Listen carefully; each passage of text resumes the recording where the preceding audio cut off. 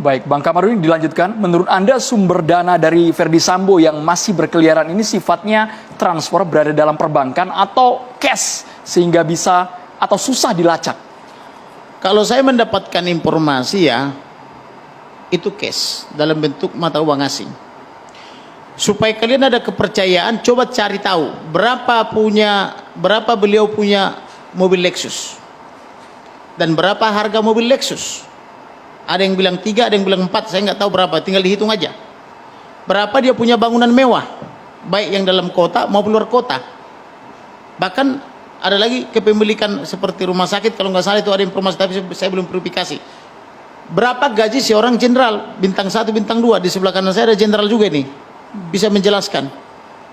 Nah ini sumbernya dari mana? Kan harus jelas. Jadi kita ini jangan bermunafik ria. Makanya saya katakan kemarin, kita rebut Polri dari tangan mafia. Kita kasih gaji yang cukup supaya mereka tidak bekerja buat mafia. Kalau gitu Anda menduga dana-dana ini dari mana? Ya dari siapa lagi kalau bukan dari mafia?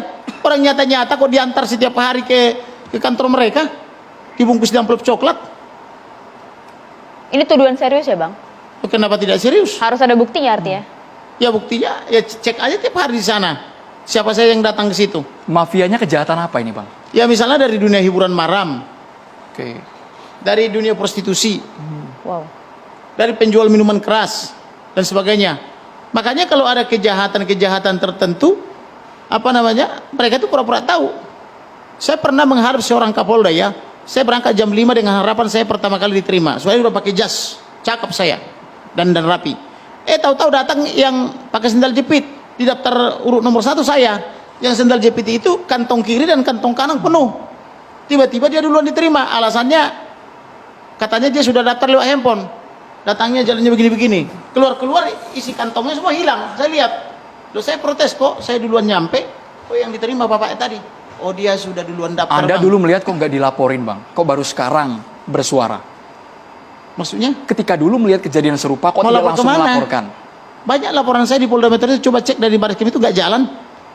Ada satu lembar sertifikat, satu lembar kertas bisa mengalahkan 20 sertifikat, satu lembar fotokopi. Saya surati Komisi 3, diam aja.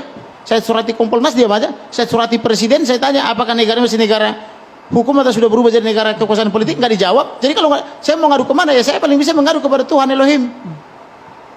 Karena mengadu ke lembaga negara, sekali kirim saya 60 surat, saya bisa buktikan. 60 surat sekali kirim. Termasuk ini permohonan otopsi ini. Sekali kirim 19 surat saya. Sampai saya nggak tidur 3 malam mengkonsep itu semua. Tidak ada yang balas. Yang ada kita dipermainkan hasil hasil otopsi tidak diberikan kepada saya tapi diberikan kepada wartawan. Wartawan saya bingung, saya gelagapan, saya nggak ngerti mau jawab apa. Yang ada semua cuma permainan-permainan. Mau kita biarkan negaranya seperti itu terus atau mau kita perbaiki?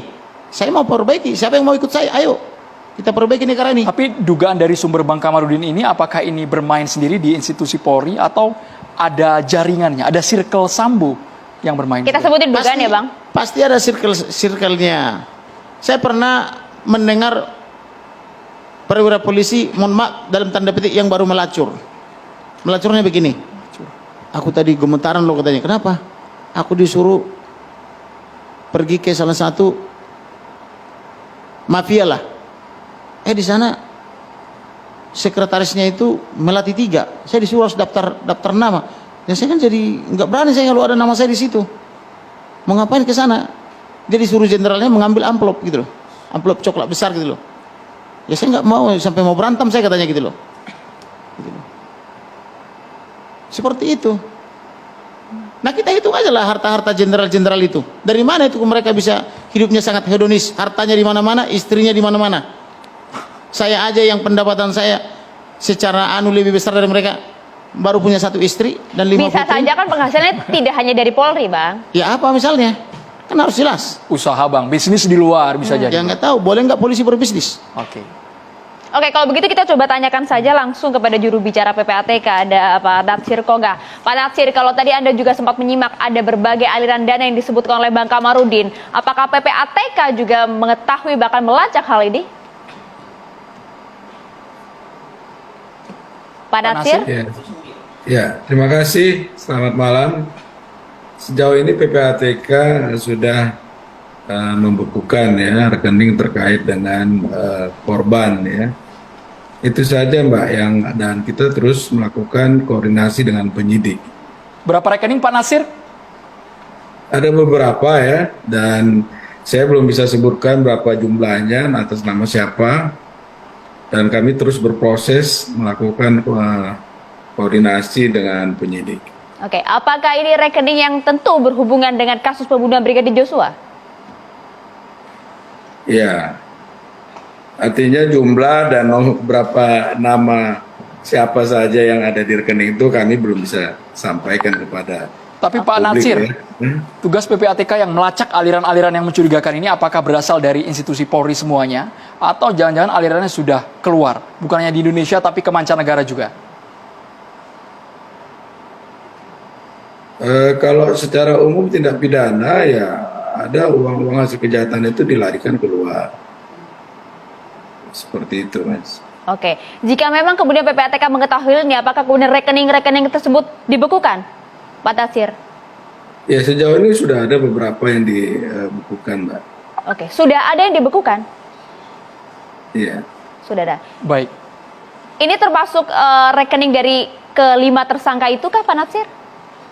Ya, saya tadi sudah sebutkan, nggak bisa menyebutkan nama, berapa jumlah rekeningnya ya. Yang pasti kami bekerja ya, membantu penyidik untuk menyelesaikan masalah ini agar segera selesai. Baik, Pak Nasir, ini ada pertanyaan dari Pak Kamarudin. Pak Kamarudin mungkin ingin langsung bertanya ke Silakan, PPATK. Pak Nasir, langsung aja sebutkan namanya dan berapa jumlahnya, biar transparan. Kita kan negara kita kan konstitusi mengenapkan transparan, undang-undang informasi publik mengatakan transparan, amanat presiden bilang transparan. Langsung sebutkan aja Pak, Nggak biar bisa jelas. kami sebutkan, karena ini masih berproses dia. Dan kami hadir kemari pun karena undang-undang keterbukaan informasi publik, di mana kami sebagai lembaga publik, Misalnya yang hal-hal tanggal 11 umum Juli itu tidak 2022. kami sampaikan, tetapi sesuatu yang terkait dengan masih dalam proses penyidikan. Izin Pak kami Nasir, tidak dapat yang memberikan tanggal 11 Juli informasi. 2022 sudah dibenarkan oleh Kabar Reskrim. Bagaimana? Apakah itu benar Pak? Pak Nasir, tanggal 11 Juli 2022 ada aliran uang dari almarhum kepada tersangka? Saya tidak bisa sebutkan itu Pak Kamarudin. Kenapa tidak bisa Dan disebutkan saya kira Pak? TV One juga tidak fair ya. Tadi saya diundang kemari katanya untuk menjelaskan itu. Saya sudah sebutkan, saya tidak banyak bisa saya jelaskan dan tidak bisa banyak hal yang saya sampaikan. Ini tadi ya. Kami fair Pak, karena Tujuan kesepakatan bilang Bapak apa-apa, bersedia itu saja hadir ke sini disampaikan. untuk kami tanyakan, dan yang tadi bertanya adalah Pak Kamarudin. Tapi seperti ini, Iya. tadi Bapak menyinggung mengenai dananya keluar. Yang fair, ya, TV One juga harus fair dong ya. Kita fair, Pak. Kita Kita fair, fair, Pak. Pak. Tapi Jangan- mohon maaf Pak, jangan meskipun Bapak tidak mendiskreditkan menyebutkan orang nama seperti itu. dan jumlahnya, tapi soal tadi sudah keluar dan melibatkan jaringan internasional itu ke negara mana saja Pak?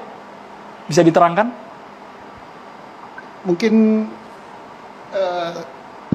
Silakan. mungkin saya bisa menambahkannya karena saya mantan PPATK.